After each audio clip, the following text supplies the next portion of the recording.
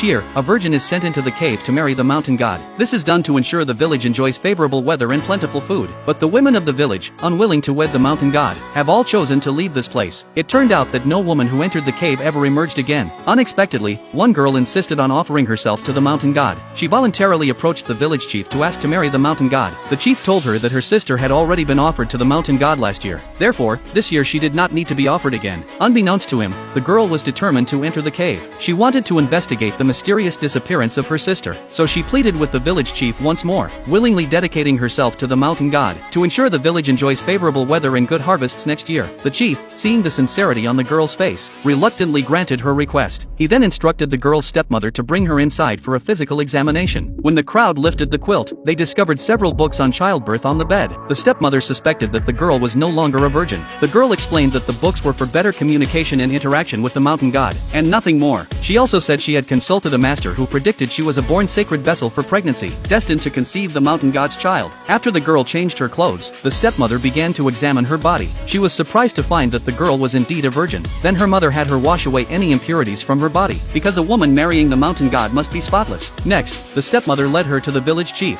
and asked the girl to remove her clothes again in public for another examination. The girl blushed at the sight of so many people in the room, but the stepmother explained that the second examination was to ensure no mistakes. If the mountain god discovered that the woman sent into the cave was not a virgin, a curse would befall their village. Hearing this, the girl could only helplessly remove her clothes. After passing both examinations, the girl successfully cleared the requirements. The villagers helped her dress and prepare, and set out on the road to the cave. Halfway there, the girl suddenly tripped and cut her hand, causing it to bleed. Seeing this, the chief angrily scolded the girl for being so careless, saying that bleeding on the wedding day was a terrible omen. The girl hurriedly took out a jade pendant, explaining that it was a talisman given to her by a fortune teller. The master had foreseen that she would experience sorrow before joy today. This meant that although she was bleeding now, once she saw the mountain god, she would surely conceive his child. The villagers all thought this made sense. Someone produced a red cloth, explaining that the mountain god's bride must keep her gaze pure, and not look at the mountain spirits. She could only remove the red cloth once she met the mountain god. The chief then blindfolded the girl with the red cloth. A moment later, the group arrived outside the cave. At this point, the chief again advised the girl that upon entering the cave she must obey the mountain god's arrangements, and never go against his will. The girl obediently nodded in agreement. Then, amid the villagers' kneeling worship, she stepped into the cave 1 foot at a time. Suddenly, she heard terrifying sounds coming from inside. Determined to uncover the secret of her sister's disappearance, she removed the red cloth from her eyes to take a closer look, only to be startled.